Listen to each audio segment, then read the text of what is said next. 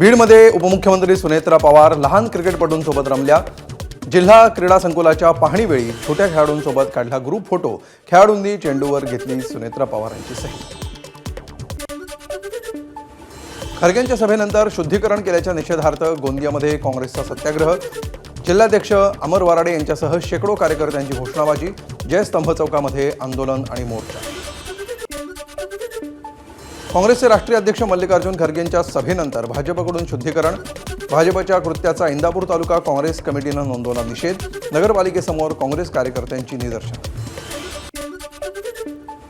पुण्याच्या कॅम्प परिसरामध्ये सुप्रसिद्ध बर्गर किंगवर एफडीएची कारवाई। गंभीर त्रुटींमुळे रेस्टॉरंटचा परवाना रद्द।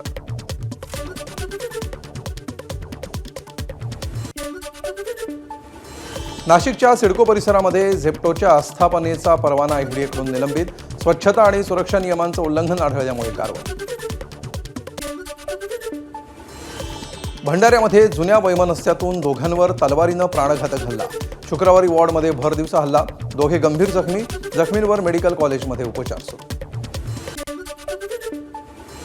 भिवंडीमध्ये भांड्याच्या दुकानात चोरी।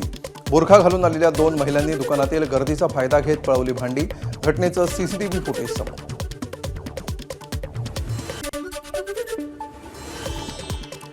लातूरच्या उदगीरमध्ये स्मार्ट मीटर विरोधात बांगडी आंदोलन। बहुजन विकास अभियानाकडून उपजिल्हाधिकारी कार्यालयासमोर निषेध। आर्थिक बोजा वाढण्याचा आरोप। प्रक्रिया थांबवण्याची मागणी।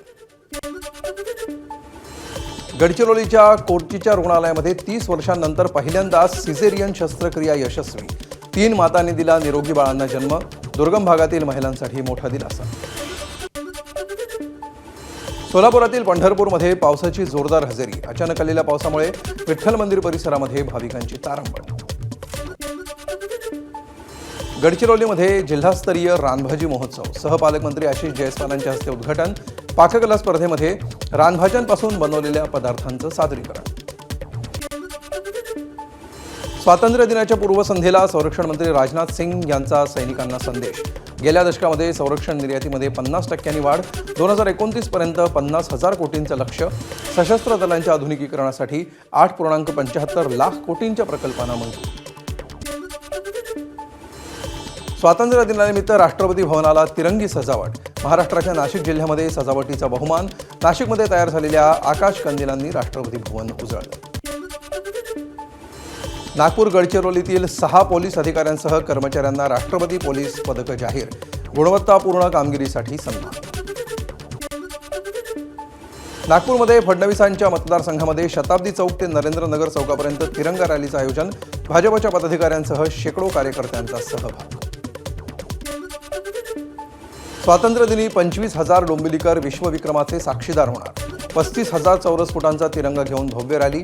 डॉक्टर श्रीकांत शिंदे फाउंडेशनकडून आयोजन। हरियाणातल्या पलवलमध्ये 5 किलोमीटर लांब तिरंग्यासह भव्य तिरंगा यात्रा। यात्रेची गोल्डन बुक ऑफ वर्ल्ड रेकॉर्डमध्ये नोंद। हजारो नागरिकांचा सहभाग। उत्तराखंडच्या नैनिताल परिसरामध्ये पर्यटकांना घेऊन जाणाऱ्या टेम्पोचा अपघात। घटनेमध्ये 20 पर्यटक जखमी। एसडीआरएफच्या जवानांकडून जखमी पर्यटकांना बाहेर काढण्यात यश। भारताचा माजी कसोटी कर्णधार अजिंक्य रहाणेचा सोसायटीतील सदस्यांकडून सत्कार। निवृत्तीनंतर रहाणेच्या पाठीवर कौतुकाची थाप।